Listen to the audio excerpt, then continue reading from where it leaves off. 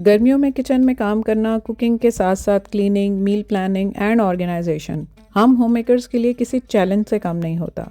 But अगर strategy के साथ कुछ टिप्स फॉलो कर ली जाएं तो अवेलेबल टाइम को एफिशिएंटली यूज़ करते हुए मल्टीटास्किंग के रूल को फॉलो कर लिया जाए तो ना सिर्फ किचन के काम आसान हो जाते हैं, इनफैक्ट हम इन टाइम फ्री होकर इस तपती गर्मी में रेस्ट भी कर सकते हैं। Let's see how.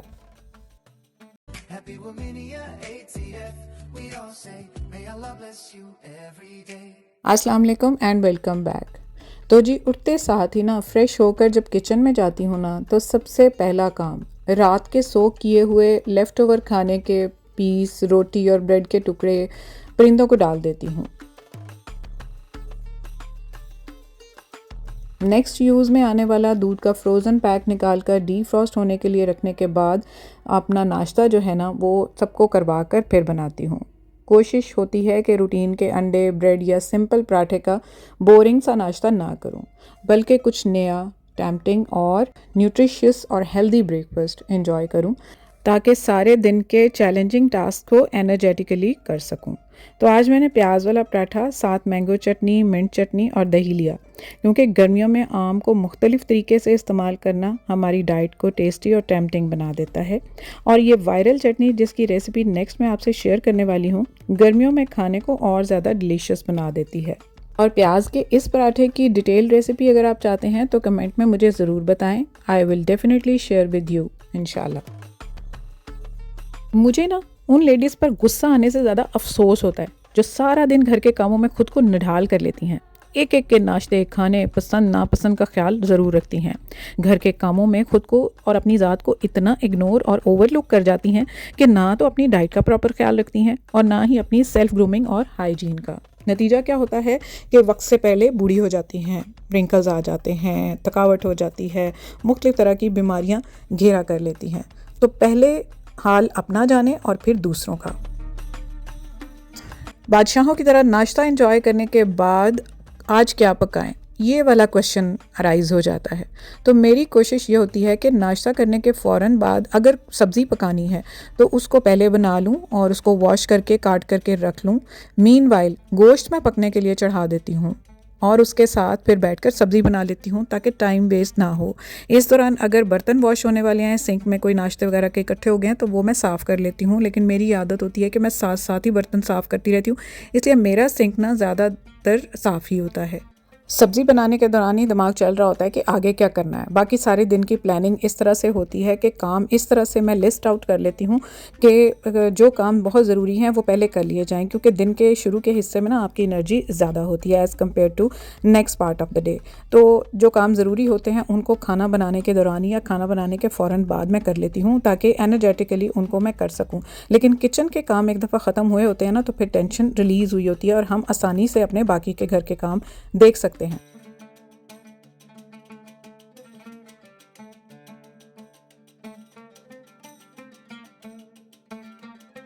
गर्मियों में सब्ज़ी, गोश्त, सालन काफ़ी नहीं होता।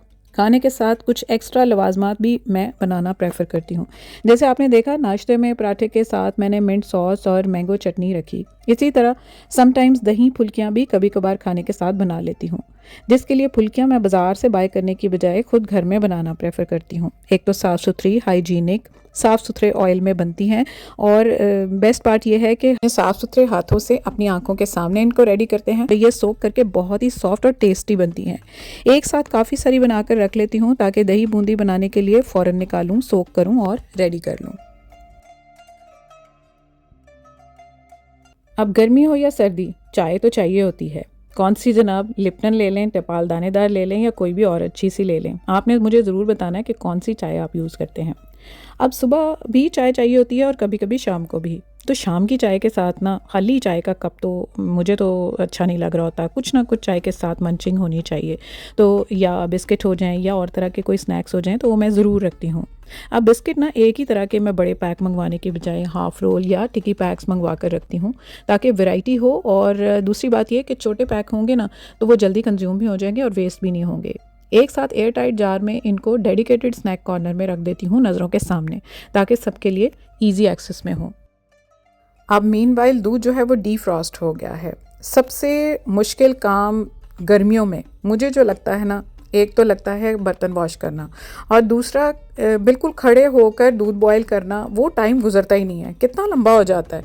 और दूध को ज़िद होती है कि आप ज़रा सा इधर उधर हुए और दूध बॉयल हुआ नहीं, जिसके लिए फिर थोड़ी देर पेशेंटली ना दूध का इंतज़ार करना ही पड़ता है, उसका बॉयल आ जाए तो फिर उसके बाद उसको थोड़ी देर ठंडा होने के लिए रखना होता है। अब गर्मियों में ये कोशिश होती है कि इसको रूम टेम्परेचर पर आते ही ना उसको फ्रिज में रख दिया जाए। ओवरनाइट मैं उसको फिर फ्रिज में रखती हूँ, और अगले दिन ना सुबह जब मैंने नाश्ता बनाना होता है तो उससे पहले फिर ना दूध के ऊपर अच्छे से मलाई आ गई होती है, तो उसको सारी को निकाल लेती हूँ। बच्चे वैसे तो मलाई खा नहीं रहे होते, लेकिन ये फ़ायदा होता है कि अगर इसको आप निकाल कर रखते जाएँ ना, तो देसी घी बनाने में फिर बहुत हेल्पफुल होती है, और ऑर्गेनिक देसी घी गर्मियों में हमें मिल जाता है। अब मैं आपसे बात कर रही थी कि आजकल ये वायरल मैंगो चटनी मैं बहुत बना रही हूँ।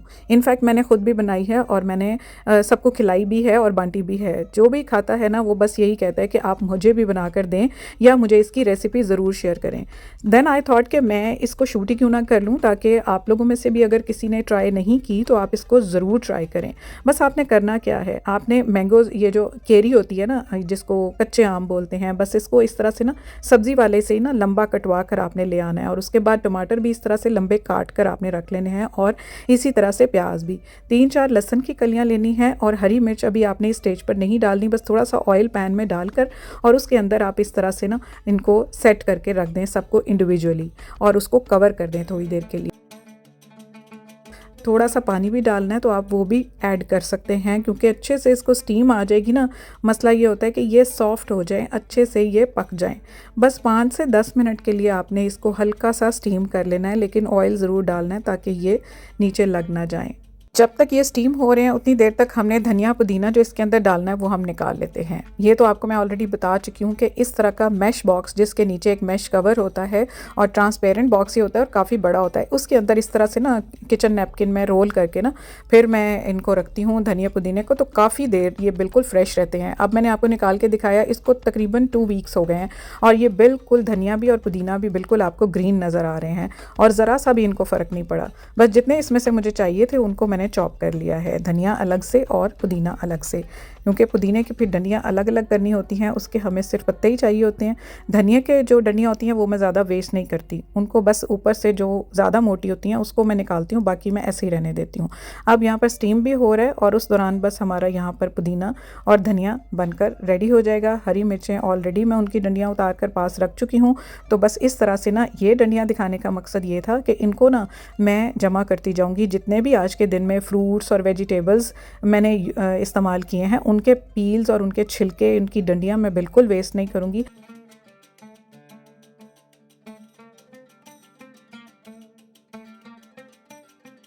इनफैक्ट ये सारे दिन में यूज़ होने वाली सब्जियां, फ्रूट, उनके छिलके ना मैं इस तरह से एक बाउल में निकाल कर पानी डालकर उनको रख दूँगी ओवरनाइट। तो ये होगा कि इनका जो पानी होता है ना, आगे चलकर बताती हूँ कि ये मैं इसको कहाँ यूज़ करूँगी। इसको मैंने ऐसे रख दिया है। अब चलते हैं अपनी चटनी की तरफ। तो उसमें ये जो धनिया और पुदीना यूज़ होना ना, उसको अच्छे से मैं वॉश कर लूँगी ताकि उसके अंदर कोई मिट्टी वगैरह ना रह जाए। गर्मियों में धनिया और ख़ासकर पुदीना तो मैं बिल्कुल ख़त्म नहीं होने देती। पुदीने की चटनी के साथ साथ मेहमानों के लिए मिंट मार्गरेटा, उसके अलावा मैंने ख़ुद के लिए डिटॉक्स ड्रिंक बनाना होता है वहाँ पर, और बहुत सारे खानों में ये यूज़ होता है। उसके अलावा किचन में काम करते करते दिल करता है ना नई नई चीज़ें और नए नए यूटेंसिल्स, और हम नए नए टूल्स इस्तेमाल करें। तो गर्मियों में किचन में अट्रैक्शन पैदा करने के लिए इस तरह के टूल्स, जैसे ये मेरे पास ऑलरेडी भी है टोंग, लेकिन अब मैंने ना ये गोल्डन बाय किया, जो आजकल आई हुई है ना क्रॉकरी, गोल्ड प्लेटेड होती है, तो वो बहुत अच्छी लगती है। तो बस ये इस तरह से इस्तेमाल करके ना मज़ा भी आता है, काम करने को दिल भी करता है, और चीज़ भी अच्छी लगती है। बस यहाँ पर ना मैंने ढक्कन उतार कर यहाँ पर टमाटर के जो छिलके हैं उनको मैंने ऐसे ही टोंग की हेल्प से ना रिमूव कर लिया है, और ये जो धनिया पुदीना है उसको वॉश करके ना अब मैं जार में डाल लूँगी। अब यहाँ पर सारी चीज़ें हमने ऐड करनी है। हरा धनिया डाल दिया, उसके बाद इसमें से जो टमाटर हैं जिसका सिर्फ पल्प ही रह गया उसको मैं डाल दूँगी। जो प्याज और जो लहसुन नज़र आ रहा है वो भी हल्का सा सौते हो गया हुआ है, उसको भी इस तरह से डाल दूँगी। इन सारी चीज़ों से अगर आप एक दफ़ा मेरे कहने पर ट्राई करके देखें ना कि ये कितनी मज़े की चटनी बनती है, तो यकीन करें कि आप ज़रूर इसको ट्राई करें। तो ये जो है ना केरी, अब ये भी ब्राउन हो चुकी है ना थोड़ी सी ऑयल में, इसकी जो गुठली है वो रिमूव कर लेंगे हम। बहुत ही सॉफ्ट हो गई है। आराम से एक चम्मच आप लें और उसका पल्प अलग से कर लें और छिलके को अलग कर दें। इसका सारा जितना भी पल्प है ना, आप उसको अलग करके ना चटनी में डालें। इसके छिलकों को आप जाकर इसी तरह से, जैसे मैंने सब्ज़ी और फल के जो छिलके हैं उनको ओवरनाइट सोक करने के लिए रखा हुआ है, आप उसके अंदर भी डाल सकते हैं। तो सारे दिन में ना आप कोशिश किया करें, देख लिया करें कि जो जो सब्ज़ियां फल इस्तेमाल हो रहे हैं उनके वेस्ट को भी आप ज़ाया ना करें। किसी और के लिए बहुत ही वो हेल्पफुल हो सकते हैं, क्योंकि अल्लाह ताला ने कोई भी चीज़ जो है ना वो वेस्ट नहीं बनाई। हर चीज़ का एक अपना फ़ायदा रखा होता है। तो यहाँ पर ये सारा पल्प जो है ना मैंने इसके अंदर अब ऐड कर दिया, और कुछ बेसिक से मसाले जाएंगे जो कि हम नॉर्मली मिंट सॉस में डालते ही हैं। नमक मैं यहाँ पर पिंक यूज़ करने वाली हूँ, खुश्क धनिया पाउडर है, फिर ग्रीन चिली है, ब्लैक पेपर है, उसके अलावा शक्कर है, थोड़ी सी अनारदाना भी मैंने ऐड कर दिया, थोड़ा सा लेमन जूस डाला है, और बस जी इसको ब्लेंड कर लेंगे। और बिलीव मी, ब्लेंड करके आप इसकी पेस्ट ही बना लें। जब ये चटनी आप ट्राई करेंगे ना तो आप कहेंगे कि किसी भी खाने के साथ सालन की भी ज़रूरत नहीं है, आप डायरेक्ट सिर्फ इस चटनी के साथ भी रोटी खा सकते हैं। आप चाहें तो आप इस चटनी को फ्रीज़ भी कर सकते हैं। जैसे केरी थोड़ी सी देर के लिए आती है फिर ख़त्म हो जाती है ना, तो मैं तो ज़रूर नेक्स्ट टाइम ज़्यादा केरी लेकर आऊँगी, और नेक्स्ट सीज़न के लिए जब ये अवेलेबल नहीं होगी तो मैं इसके लिए इसको फ्रीज़ करके इसके क्यूब बनाकर रख लूँगी। अभी बाउल में बनाकर फ्रिज में रख दिया है, तकरीबन 1 वीक आसानी से ये चल जाएगी।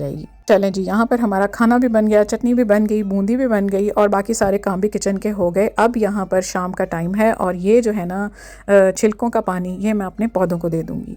इनके लिए ये इस तरह से काम करेगा कि जैसे हमारे लिए कोई एनर्जी बूस्टर होता है ना, इस तरह से ये पील्स का जो पानी है इनके लिए बहुत ज़्यादा हेल्दी है। तो आप पौधों में डाल दिया करें और कार खैर में हिस्सा डालें। सो या दैट्स ऑल फॉर टुडे। ये थी मेरी किचन की एक दिन की रूटीन जो कि मैं समर्स में फ़ॉलो करती हूँ। आपने मुझे ज़रूर बताना है कि आप समर्स में किचन की आपकी रूटीन क्या रहती है, और आप इन रूल्स और हैबिट्स को फॉलो करते हैं या नहीं, और अपने खानों को टेम्पटिंग बनाने के लिए गर्मियों में कौन कौन सी लवाजमात आप बनाते हैं मेरे साथ कमेंट्स में ज़रूर शेयर करें। Subscribe Womenia ATF and press the bell icon to get each notification of my videos in time. See you all soon इंशाल्लाह in very next video. Till then, happy organizing from Womania ATF. Lots of love. Allah Hafiz and bye-bye. Happy Womania ATF. We all say, may Allah bless you every day.